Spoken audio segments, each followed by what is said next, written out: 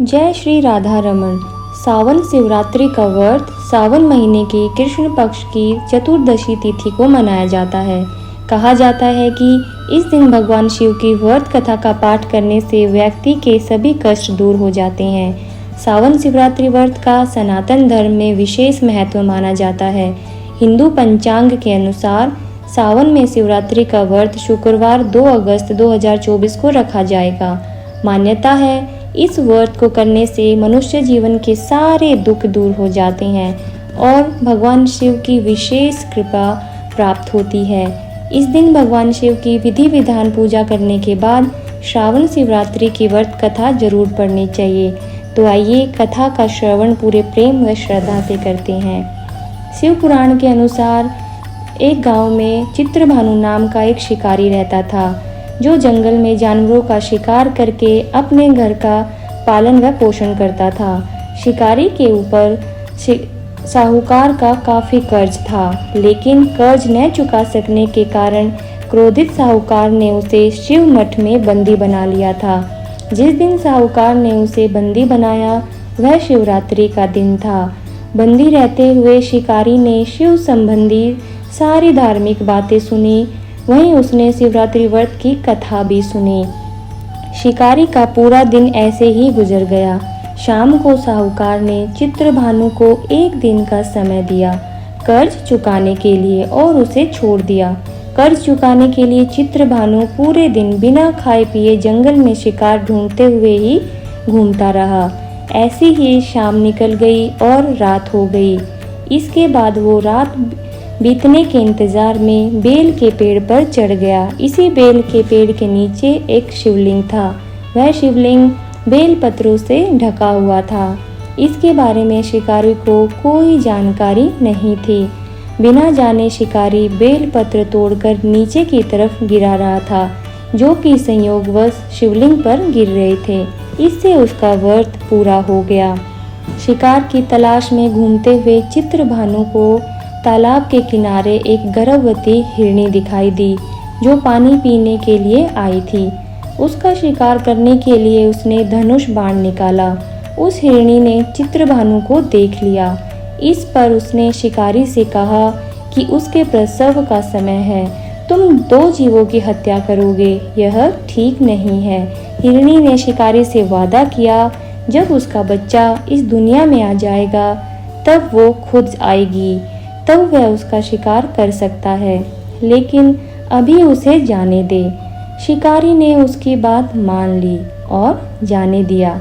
इसके बाद परतंचा चढ़ाने तथा ढीली करते समय कुछ बेलपत्र शिवलिंग पर गिर गए। ऐसे में चित्रभानु से अनजाने में शिव की प्रथम पहर की पूजा भी हो गई।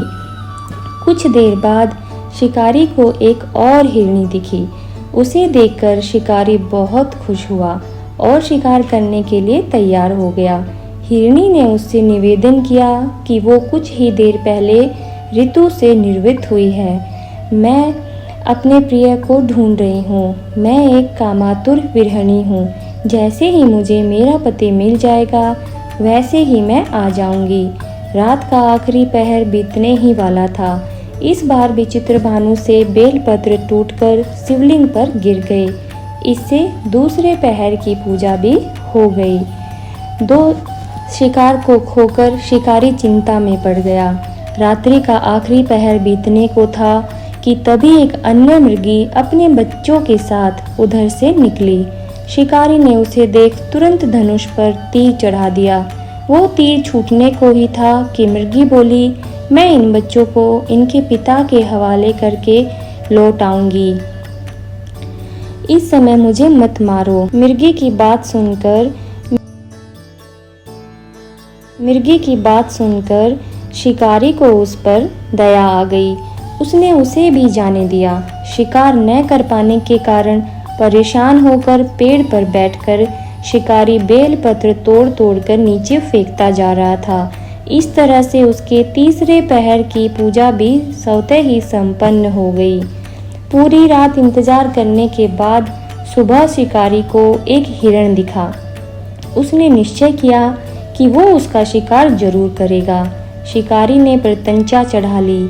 इस पर हिरण ने कहा कि अगर उससे पहले आई 3 हिरनियों और उनके बच्चों का शिकार उसने किया हो तो उसका भी शिकार कर ले, जिससे उसे उनके वियोग में दुखी न होना पड़े। लेकिन अगर उन्हें जीवन दान दिया है तो उसे भी छोड़ दे। जब वो उन सभी से मिल लेगा तो वो आ जाएगा। यह सुनकर शिकारी ने उस हिरण को रात भर का घटना चक्र बताया। तब हिरण ने कहा कि वो तीनों हिरनियाँ उसी की पत्नी हैं। हिरण ने शिकारी से कहा कि जिस तरह से तीनों हिरनियाँ प्रतिज्ञाबद्ध होकर यहाँ से गई हैं, अगर उसकी मृत्यु हो जाती है तो वो धर्म का पालन नहीं कर पाएंगी। हिरण ने कहा कि जिस तरह उसने विश्वास कर हिरनियों को जाने दिया, उसी तरह उसे भी जाने दे। वह जल्दी ही पूरे परिवार के साथ शिकारी के सामने हाजिर हो जाएगा।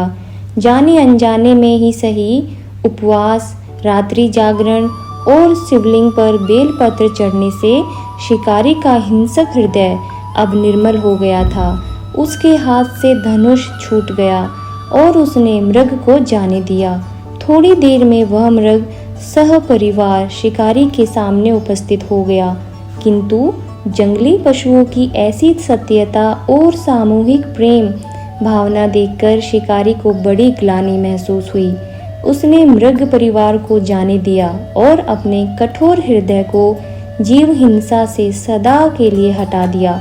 शिकारी के ऐसा करने पर भगवान शंकर ने प्रसन्न होकर उसे अपने दर्शन दिए और उसे सुख समृद्धि का वरदान देकर गुह नाम प्रदान किया। तो ये थी सावन मास में पढ़ने वाली शिवरात्रि की पवित्र कथा। ये कथा आपको कैसी लगी, ये हमें नीचे कमेंट बॉक्स में लिखकर जरूर बताइएगा। भगवान शिव इस शिवरात्रि के पावन अवसर पर अपना असीम आशीर्वाद हम सब भक्तों पर बरसाएं। इसी मंगल कामना के साथ प्रेम में पूरी श्रद्धा से मिलकर बोलिए भोलेनाथ की जय।